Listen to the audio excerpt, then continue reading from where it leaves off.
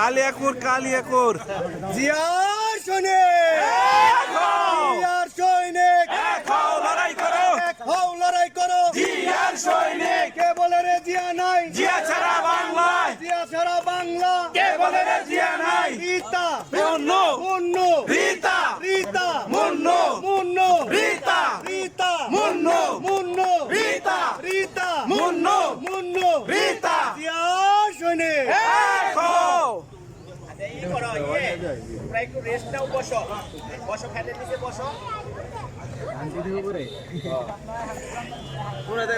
বলধারা union বিএনপির বিভিন্ন অঙ্গ সংগঠনের নেতৃবৃন্দ, জি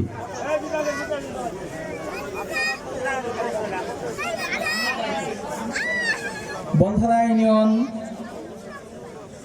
বিভিন্ন স্তরের নেতৃবৃন্দকে অনুরোধ করছি আমাদের প্রধান অতিথি মহোদয়কে ফুলেল শুভেচ্ছা জানানোর জন্য। ধন্যবাদ সকলকে। এ পর্যায়ে আমরা সভাপতি মহোদয়ের কাছে অনুষ্ঠান পরিচালনার জন্য অনুমতি প্রার্থনা করছি। সভাপতি মহোদয়, অনুমতি প্রার্থনা করছি আপনার কাছে, আপনি মুখে অনুমতি দিলেই হবে। জি বিসমিল্লাহির রহমানির রহিম। আন্তর্জাতিক মাতৃভাষা ও শহীদ দিবস উপলক্ষে আজকের আলোচনার সম্মানিত সভাপতি বীর মুক্তিযোদ্ধা মোহাম্মদ খুরশেদ আলম, সম্মানিত সাধারণ সম্পাদক জনাব আব্দুর রউফ সহ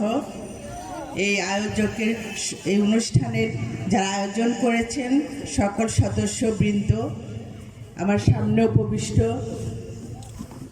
বলধারা ইউনিয়নের সর্বস্তর নেতাকর্মীবৃন্দ এবং পারেলি গ্রামের এলাকাবাসী এবং স্কুল প্রতিষ্ঠান থেকে আগত শিক্ষক শিক্ষিকা এবং শিক্ষার্থীবৃন্দ, আসসালামু আলাইকুম। যে ভাষায় আমি আমার মাকে সম্বোধন করেছি, যে ভাষায় আমি মা ডাক শুনেছি, যে ভাষা আজকে আমি আপনাদের সাথে কথা বলছি, সেই বাংলা ভাষা আমার গর্ব, আমার অহংকার, আমার অস্তিত্বের পরিচয়। সম্মানিত নেতৃবৃন্দ, এই বাংলা ভাষার জন্য আপনারা সবাই বলেছেন যে পৃথিবীর ইতিহাসে বিরল ঘটনা যে বাঙালি জাতি ভাষার জন্য যুদ্ধ করেছে, রক্ত দিয়েছে এই ভাষার জন্য। এই ভাষা আন্দোলনে যারা অংশগ্রহণ করেছিলেন সেই শহীদ রফিক, বরকত, সালাম, জাব্বার সহ অনেকে ছিলেন।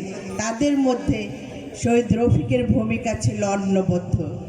সে এখনও আমাদের কাছে অমর হয়ে আছে। আজকে ৭৩ বছর পরে দাঁড়িয়ে তাদের কথা বলছি আমরা, আমাদের সেগুলি মনে রাখতে হবে। আমরা শুধু কথা স্মরণের মধ্যে রাখতে হলেও চলবে না, আমরা কথা বলে গেলাম, ফুল দিয়ে গেলাম, এটার মধ্যে সীমাবদ্ধ থাকলে হবে না।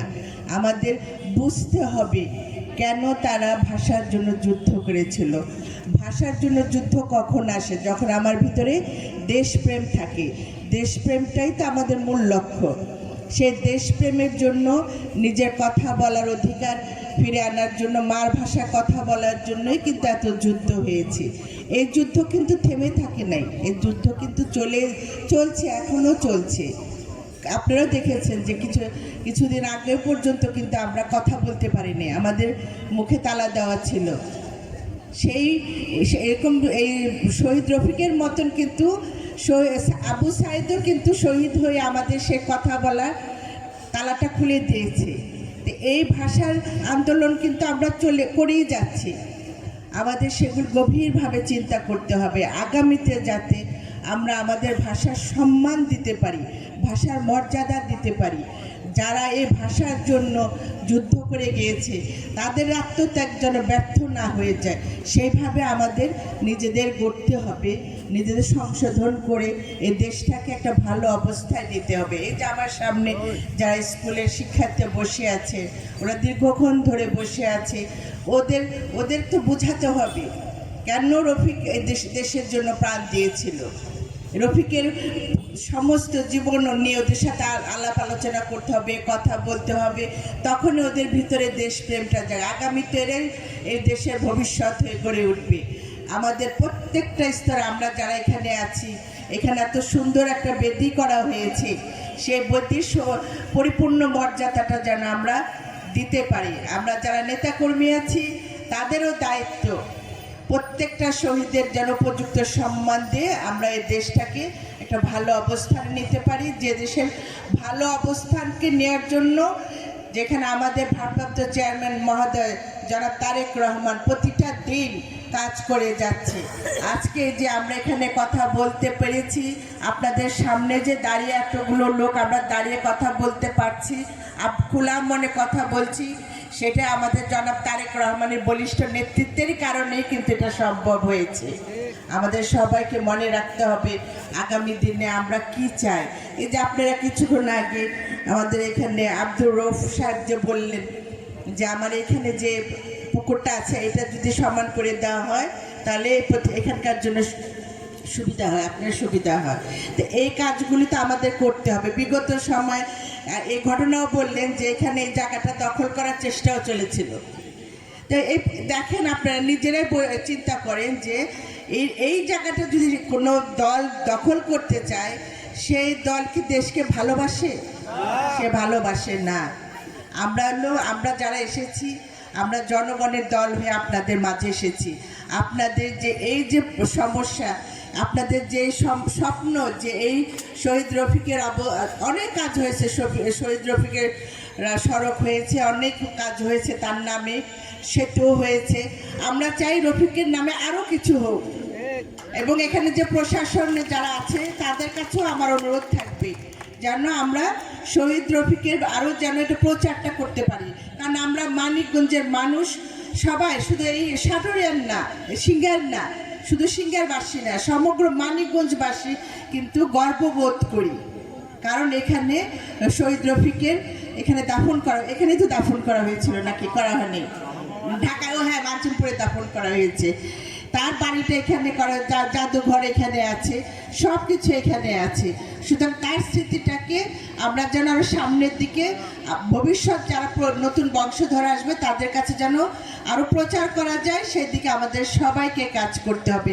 তার ছোট ভাই তো আপনি শেষে, তা আমরাও সৌভাগ্যবান একজন তার ছোট ভাইকে আমরা পেয়েছি এখানে, যে এই পরিবারেরই সন্তান হিসাবে আমাদের পাশে আছেন এবং উনি বীর মুক্তিযোদ্ধা। সব কিছু মিলে এই পরিবারের অনেক অবদান এই মানিকগঞ্জবাসীর জন্য। তা আমরা যারা আছি, বিশেষ করে আমরা দলের আমার যে নেতা জনাব তারেক রহমান, তিনিও প্রতিটা পরিবারের মাঝেই যাচ্ছেন, যেখানে যে সমস্যা আছে সেটা সমাধান করার জন্য। ইনশাল্লাহ আগামীতে যদি সরকার গঠন হয়, একটা যদি গণতান্ত্রিক সরকার না থাকে তাহলে কি কোনো কিছু করা সম্ভব? এখন কিন্তু সব কাজ স্থবির হয়ে পড়ে আছে, কোনো কিছু আগাচ্ছে না। এটা আপনাদের মনে রাখতে হবে। সেইভাবে আপনাদের কাজ করে ভোটের মাধ্যমে গণতান্ত্রিক সরকার প্রতিষ্ঠিত করুন, বা সেই সরকার বাংলাদেশ জাতীয়তাবাদীদের দলের সরকার প্রতিষ্ঠিত করতে হবে এবং যার নেতৃত্বে জনাব তারেক রহমান থাকবেন, তার নেতৃত্ব নিয়ে আমরা এই রফিকের পরিবার প্লাস এই রফিকের জন্য আগামীতে যে পদক্ষেপ আপনারা নেবেন, তার সাথে আমি ব্যক্তিগতভাবে আমি এবং আমার দলের সকলে আপনাদের পাশে থাকবো ইনশাল্লাহ।